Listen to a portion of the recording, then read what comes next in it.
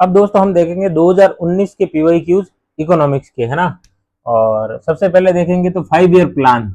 5 year plan से UPSC का trend था, लेकिन 2015 के बाद में नीति आयोग जब आया तो उसके बाद से थोड़ा कम हो गया, है ना। 2019 में वैसे 5 ईयर प्लान के बारे में पूछा था, तो हमें 5 ईयर प्लान के बारे में आप पढ़ो ना, तो बस इतना ही पढ़ना है कि 5 ईयर प्लान में कौन से में क्या टारगेट था या कौन सा सेक्टर टारगेट था, ये टारगेट एरिया। एमएसपी पे हर साल क्वेश्चन आता है, एमएसपी पे तो आपको करके जाना ही जाना है।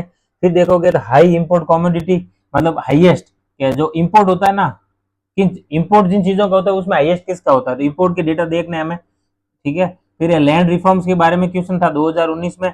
राइस के बारे में 2 बार कंटिन्यू आ चुका था, 19 में 20 में 2 साल कंटिन्यू आया, तो वापस वो देखना पड़ेगा आपको राइस भी, ठीक है। कोल का सेक्टर, कोल सेक्टर देखना है कि कोल का इंपोर्ट मैक्सिमम कहाँ से होता है, इंडिया का कोल कैसा है, कैसे क्या, है ना। फिर है लीड बैंक स्कीम, ये ध्यान रखना, लीड बैंक स्कीम। फिर है पीएसयू बैंक्स, उसके चेयरमैन कौन अपॉइंट करता है उसके बारे में।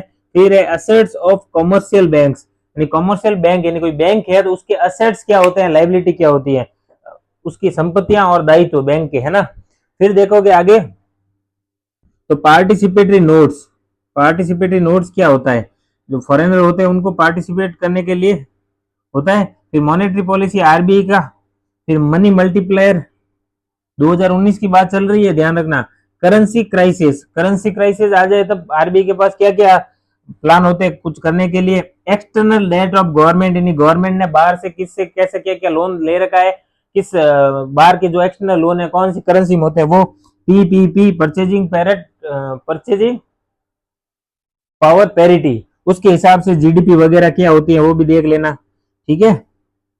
फिर है पॉवर्टी लाइन, ये पॉवर्टी वाले टॉपिक से संबंधित है, ठीक है फ्रेंड्स, थैंक यू।